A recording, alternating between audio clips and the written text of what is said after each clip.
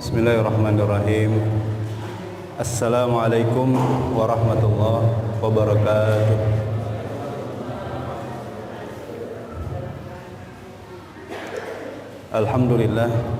Alhamdulillahilladzi anzala as-sakinata fi qulubil mu'minin liyazdadu imanan ma'a imanihim. Wassalatu wassalamu ala asyrafil anbiya'i wal mursalin wa ala alihi wa sahbihi ajma'in, amma ba'du.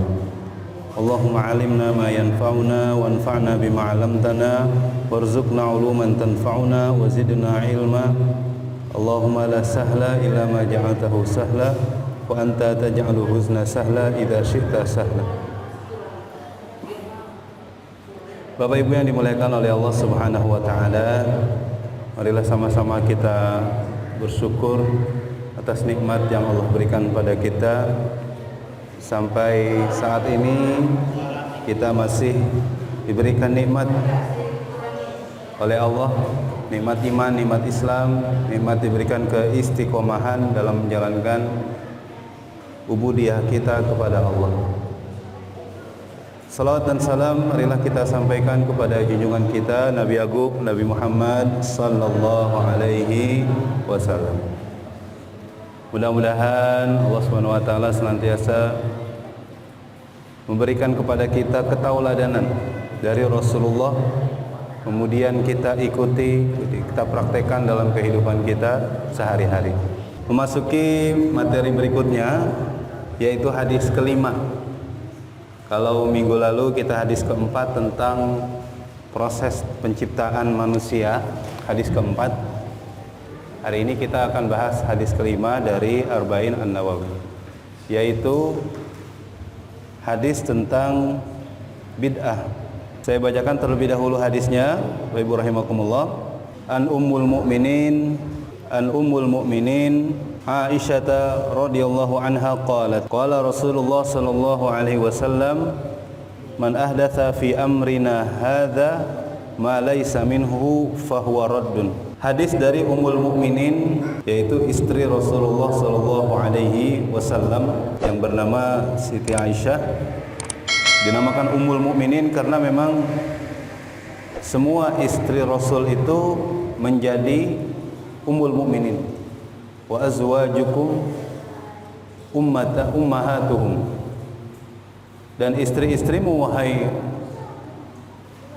Nabi adalah ummahatuhum, sebagai ibu bagi mereka. Jadi Siti Khadijah itu juga Ummul Mukminin, kemudian Siti Aisyah Ummul Mukminin, dan seterusnya.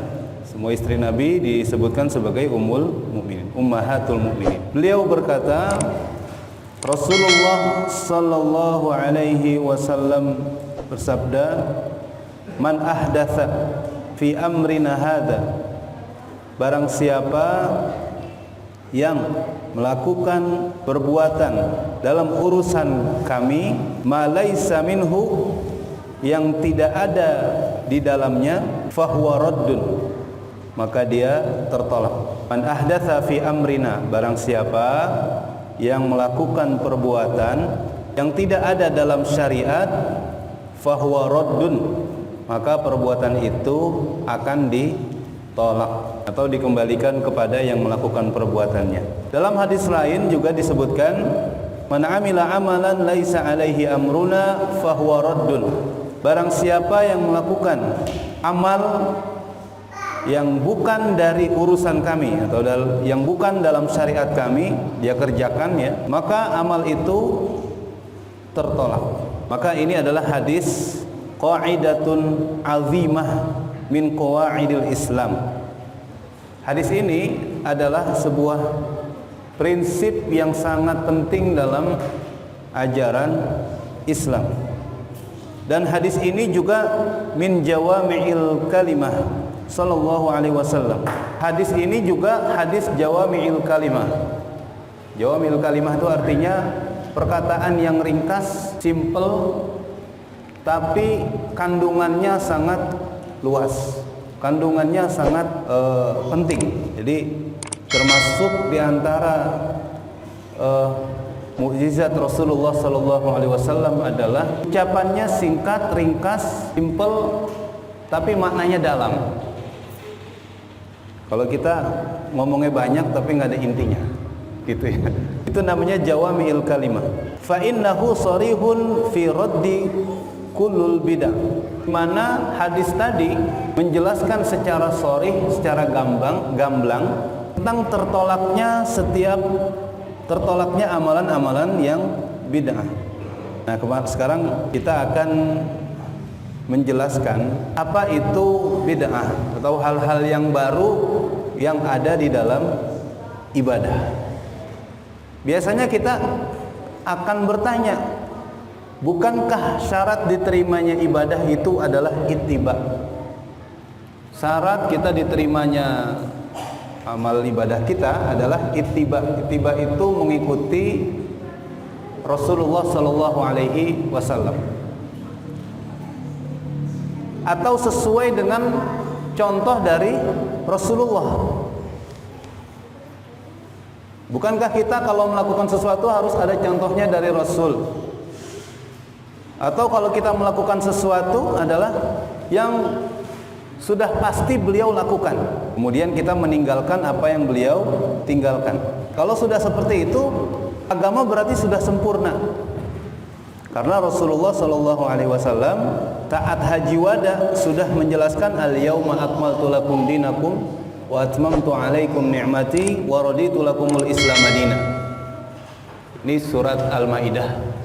Saat haji wada turun ayat ini, pada hari ini telah aku sempurnakan agamamu dan telah aku sempurnakan nikmatmu dan aku ridhoi Islam sebagai agamamu. Biasanya kalau udah ngomongin seperti ini, agama udah sempurna, terus kita melakukan sesuatu itu harus ada contoh dari Rasul.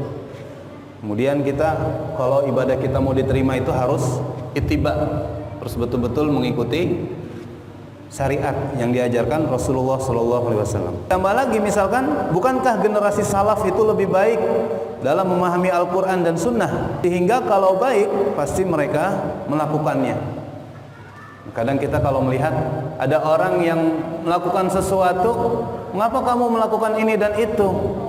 Kan ini nggak diajarkan oleh Rasul, nggak dilakukan oleh Rasul. Nah, biasanya begitu ya. Atau biasanya, kenapa engkau melakukan ini? Dulu kaum salaf saja tidak melakukan itu. Padahal para sahabat, para tabi'in dan tabi'ut tabi'in